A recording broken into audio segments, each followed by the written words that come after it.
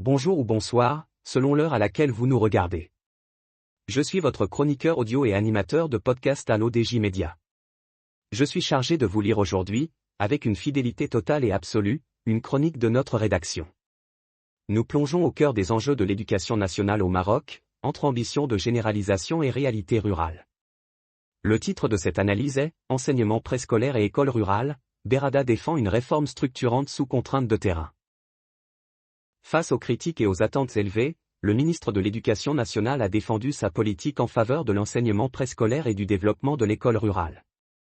Il met en avant les progrès réalisés en matière de généralisation et d'amélioration pédagogique, tout en reconnaissant des défis persistants liés aux inégalités territoriales. Intervenant sur un dossier considéré comme prioritaire, Mohamed Saad Berrada a rappelé que l'extension du préscolaire constitue l'un des piliers de la réforme éducative en cours au Maroc.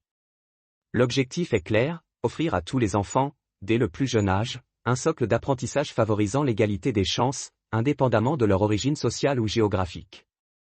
Selon le ministère, des avancées significatives ont été enregistrées ces dernières années, notamment en matière de taux de scolarisation et de structuration de l'offre éducative. L'auteur ajoute que le préscolaire est désormais présenté comme un levier décisif pour lutter contre l'échec scolaire précoce.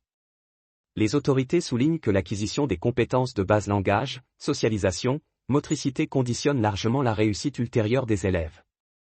Dans ce cadre, le déploiement d'unités de préscolaire intégrées, y compris en milieu rural, est mis en avant comme un effort inédit pour réduire les écarts historiques entre ville et campagne. L'école rurale demeure toutefois le maillon le plus sensible de cette stratégie. Malgré les investissements consentis, les contraintes logistiques et humaines persistent, éloignement des établissements, déficit d'infrastructures, attractivité limitée pour les enseignants et conditions de vie parfois difficiles. L'auteur affirme que le ministre reconnaît ces réalités, tout en insistant sur les programmes de mise à niveau des écoles, de transport scolaire et de cantines, destinés à améliorer la rétention des élèves et à limiter le décrochage. Sur le plan pédagogique, la réforme défendue par Berrada repose sur une montée en qualité de l'encadrement. La formation des éducateurs du préscolaire et des enseignants en milieu rural est présentée comme un axe central, avec l'ambition d'harmoniser les pratiques et d'introduire des approches plus actives et inclusives. Les partenariats avec des acteurs associatifs et institutionnels sont également mobilisés pour accélérer la généralisation du préscolaire, dans un cadre encadré par l'État. L'auteur pense que les enjeux sociaux de cette politique sont considérables. L'accès équitable à une éducation de qualité dès le plus jeune âge est perçu comme un investissement de long terme, susceptible de réduire les inégalités structurelles et de renforcer la mobilité sociale. Pour les territoires ruraux, l'école joue en outre un rôle de stabilisation démographique et de cohésion communautaire, au-delà de sa fonction strictement éducative. Les critiques, toutefois, pointent un décalage entre les ambitions affichées et la réalité du terrain. Certaines voix appellent à une évaluation plus fine de l'impact réel des dispositifs, notamment en termes de qualité des apprentissages et de continuité éducative entre préscolaire et primaire. L'auteur conclut que la question de la gouvernance et du suivi des programmes reste également posée, dans un système éducatif complexe et fortement sollicité. En défendant sa copie, le ministre s'inscrit dans une logique de réforme progressive, consciente de ses limites mais résolue à maintenir le cap. L'enjeu, désormais, est de transformer les avancées quantitatives en gains qualitatifs durables.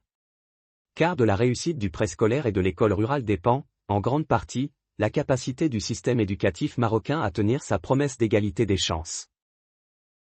Je vous remercie d'avoir prêté l'oreille à cette réflexion. En tant qu'hôte de l'ODJ Média aujourd'hui, j'ai tenu à vous restituer chaque mot de cette chronique de notre rédaction avec une fidélité absolue, pour que l'idée originale vous parvienne dans toute son intégrité. C'est cet engagement, entre authenticité du texte et passion du partage, qui définit notre mission. Je vous donne rendez-vous très bientôt pour une prochaine chronique, où nous explorerons ensemble de nouveaux horizons.